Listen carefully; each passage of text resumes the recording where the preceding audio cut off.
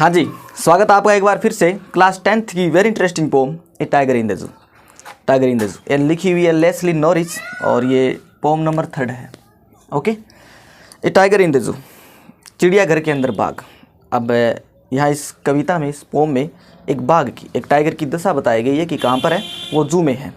ठीक है, और ये जो कविता है इसमें 5 स्टेंजे, उसमें 2 स्टेंजे में ये बताया गया है कि जो बाघ है वो कहाँ पर है, फॉरेस्ट में, और 3 में क्या बताया गया, जू में है। अब बाघ हो चाहे कोई भी जानवर हो, जिसको हम अगर बांध कर रखेंगे या फिर किसी जू में रखेंगे तो उसकी जो स्वतंत्रता है वो छीन ली जाती है। ये जो कविता है, ये जो पोम है, वो स्वतंत्रता से स्वतंत्रता की ओर, और फिर द्वारा स्वतंत्रता से स्वतंत्रता की ओर। ठीक है, इस टाइगर को जू में रखा गया है और इसकी दशा उस जू में क्या है और उसका जो रियल हैबिटेट है वो क्या है। ओके, चलो स्टार्ट करते हैं poem. This poem contrast a tiger in the zoo with the tiger in its natural habitat. इस कविता में क्या बताया गया है, इस कविता में ये बताया गया है कि एक टाइगर है, इस टाइगर को जू में कैसा लगता है और फिर वो अपना जो नेचुरल हैबिटेट है, जहाँ जंगल है, फॉरेस्ट है, वहाँ पर उसको कैसा महसूस होता है। The poem moves from the zoo, कविता कहाँ से चलती है, जू से चलती है, और कहाँ तक चलती है, इन द जंगल, और फिर वो जंगल में जाकर रुक जाती है। And back again to the zoo, और फिर वापस कहाँ पर आती है, जू में आती है। ठीक है, तो जो पहले स्टेंजे हैं वो किसके हैं, जू के हैं, और फिर बीच वाले 2 स्टेंजे वो किसके हैं, फॉरेस्ट के, और फिर वापस में जो लास्ट जो स्टेंजे हैं 2 वो कहाँ के, जू के हैं। ठीक है, और जो फर्स्ट स्टेंजा क्या कहता है, देखो, he stalk in his vivid stripes the few steps of his cage on pads of velvet quiet in his quiet rage. अब देखो, जो पहला स्टेंजा है इसमें क्या बताया गया, इसमें जो टाइगर है वो कहाँ पर है, जू में है। ठीक है, और उसकी उस जू में क्या दशा है वो बताई गई है। तो the stock in his vivid stripe, stock का मतलब होता है चहलकदमी करते हुए चलना। ठीक है, और विविड स्ट्राइप का मतलब होता है जो उसके ऊपर जो चमकीली धारियाँ होती है टाइगर के, उसको बताया गया है। He few step of his cage, अब ये कवि ये कहता है कि जो टाइगर है वो उस पिंजरे के अंदर कुछ दूरी तक चहलकदमी करता है अपनी धारियों के साथ, या फिर उसके ऊपर जो उसकी खाल है उसके ऊपर धारियाँ हैं उसके साथ वो क्या करता है, उस पिंजरे में थोड़ी दूर के लिए चहलकदमी करता है और फिर वापस आ जाता है। On pads of velvet quiet in his quiet rage, और क्या करता है, उसकी जो पैर है वो कैसे, मखमल जैसे हैं। वेलवेट का मतलब होता है मखमल, क्वाइट का मतलब शांत है, और रेज का मतलब यहाँ पर गुस्सा। अपने पैरों के साथ उस पिंजरे में क्या करता है, चहलकदमी करता है और अपने गुस्से को शांत किए हुए हैं। अब देखो, सिंपल सी बात यही है कि अगर कोई टाइगर है और कोई भी जानवर हो, चाहे मनुष्य क्यों ना हो, अगर इसको हम स्वतंत्रता से रखेंगे या फिर उसको हम पिंजरे में रखेंगे तो वो क्या करेगा, जितना उसका जो एरिया होता है, ठीक है, पिंजरा है, केज है, थोड़ी दूर चलता है फिर वापस आता है, थोड़ी दूर चलता है फिर वापस आता है। ठीक है, अब जो सेकंड स्टेंजा है वो क्या कहता है, ही should B locking in Shadow sliding through long grass. अब उसको कहाँ होना चाहिए, जो पहला स्टेंजा है वो किसका है, जू का है, अब दूसरा स्टेंजा है फॉरेस्ट का। अब कभी कहता है कि उसको कहाँ होना चाहिए, उसको जंगल में होना चाहिए। लॉकिंग इन शैडो, लॉकिंग का मतलब होता है छुप कर वार करके बैठते हैं ना जानवर, उसको बोलते हैं लॉकिंग, गश्त लगाना। इन शैडो, शैडो का मतलब यहाँ पर परछाई या फिर अंधेरा।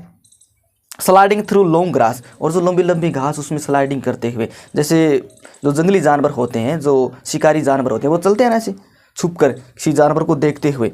और near the water hole where plump deer pass, plump deer का मतलब यहाँ पर मोटा हिरण। कहाँ पर, उसको कहाँ होना चाहिए रील में, उसको होना चाहिए जो जंगलों में जो लंबी लंबी घास होती है, बड़ी बड़ी घास होती है, उसमें लॉकिंग करते हुए, और जो वाटर होल होता है, जो जलाशय होते हैं, जो पॉन्ड होते हैं, उनके पास जो लंबी लंबी घास होती है उनके पास उनको बैठना चाहिए, छुप कर बैठना चाहिए, और क्या करना चाहिए, शिकार करना चाहिए। ठीक है, उसका जो रियल हैबिटेट तो ये है।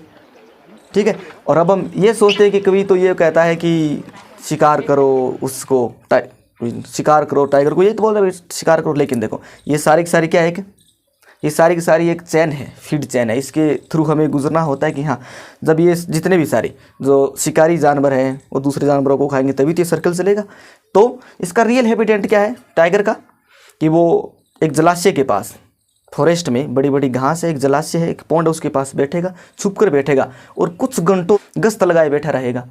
फिर कोई मोटा ताज़ा हिरण आएगा या कोई दूसरा जानवर आएगा और उसको फिर वो पकड़ेगा, ठीक है, और उसको खाएगा। Third stanza, he should be snarling around houses at the jungle edge baring his white fangs his claws terrorising the village. अब देखो जो थर्ड स्टेंजा उसमें क्या कहता है कभी, कि उसको कहाँ होना चाहिए, जो जंगल है उसका जो किनारा है, उसके जो किनारे के आसपास थोड़ी दूर पर जो घर बने हैं, उस टाइगर को वहाँ जाना चाहिए और क्या करना चाहिए, वहाँ पर दहाड़ना चाहिए, टेरराइजिंग उन जो विलेजर है उन विलेजर्स को क्या करना चाहिए, उसको आतंकित करना चाहिए, क्योंकि उसका जो रियल हैबिटेट वही है। अगर जो जंगली जानवर है, जो शिकारी जानवर है, अगर ऐसे ही चलते रहे गाय भैंस की तरह तो उसको मानेगा कौन, तो उसको हम कहेंगे कैसे कि ये शिकारी जानवर है। तो उसका जो रियल हैबिटेट है, उसकी जो वास्तविक आदतें हैं उनसे गुजरना होगा। कैसे, वो जाएगा जंगल के किनारे और जो घर बने हुए हैं उनको अपने बड़े बड़े दांत दिखाकर, फंस का मतलब होते हैं जो दांत होते हैं, जो शिकारी दांत होते हैं, फंस दिखाकर उनको टेरराइजिंग करेगा। ये है इसका रियल हैबिटेट। फोर्थ स्टैंजा क्या कहता है, but he is looked in A concrete seal his strength behind bars. लेकिन अब उसकी जो ताकत है, उसकी जो शक्तियां हैं, उसको कहाँ कर दिया गया है, जो कॉन्क्रीट सेल है, जो पत्थर का बना हुआ, जो सीमेंट बजरी से बना हुआ जो केज है, जो पिंजरा है, उसके अंदर उसकी जो शक्तियां हैं वो क्या हो गई, समाप्त हो गई है। Stalking the length of his cage ignoring visitor. और वो क्या करता है, जैसे उसको विजिटर, जो जू में विजिटर तो आते हैं देखने के लिए, जो विजिटर होते हैं उनको देखता है, और stalking the length of his cage ignoring visitor, और विजिटर उसको छेड़ते हैं, वो पिंजरे के अंदर है, ठीक है, और उनको वो इग्नोर करता रहता है कि जाने दो, अब करना ही क्या, अंदर है, बाहर हो तो कुछ न कुछ बात बने। तो जो जितने भी सारे जो विजिटर है जो जू में आते हैं देखने के लिए, उनको वो इग्नोर करता रहता है, भी जाने दो।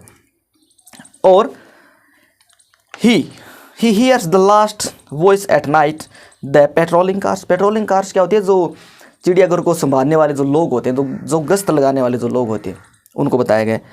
वो रात की लास्ट आवाज़ कब सुनता है, जब कार आती है उनको संभालने के लिए, और and stairs with his brilliant eyes at the brilliant stars. और वो क्या करता है, आसमान में जाकर, जहाँ जो कंक्रीट सेल है वहाँ आसमान में देखता है, क्या देखता है, हज़ारों तारों को देखता है। और जैसे उसकी आंखें चमकती है, जैसे हमारे घर पर कोई जानवर होता है या फिर जो बिल्ली कुत्ता होता है, उसको जब हम रात को टॉर्च से या फिर किसी बैटरी से हम उसकी तरफ अगर रोशनी करेंगे या फिर उसको टॉर्च के सामने दिखाएंगे तो उसकी जो आंखें हैं वो चमकती रहती हैं। तो ऐसे ये क्या करता है कि उस टाइगर की आंखें ऐसी चमकती है जैसे लाखों हज़ारों स्टार चमकते हैं। ओके, ये आपकी पोइम है ए टाइगर इन द जू, ये लिखी हुई लेस्ली नॉरिस की। इस पूरी पोइम का भावार्थ यही है कि जैसे हम एक किसी चीज़ को परतंत्र कर कर, अपने अधीन कर कर कैसे हम रखते हैं, लेकिन उसका वास्तविक जो उसकी शक्तियां हैं, उसका जो वास्तविक ज्ञान है, उसको कब प्राप्त होता है, जब वह अपने नेचुरल हैबिटेट में आता है। Okay, so thanks for watching.